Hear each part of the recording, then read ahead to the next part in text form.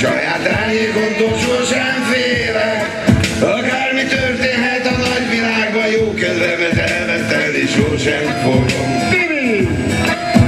Mindenhol szeret inni, enni, a vajra orvoság egy jó spagetti. Mindenhol megtalálom azt, amitől hétköznap is ünnepi a hangulatom. És újra itt vagyok, Buongiorno Maria, az ember mindenhonnan visszahívja. Buongiorno Dio, szerelmem mindig tiéd.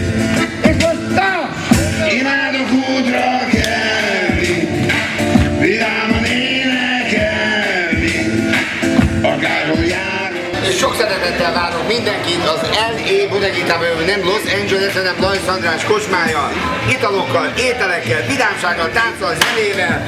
Igen!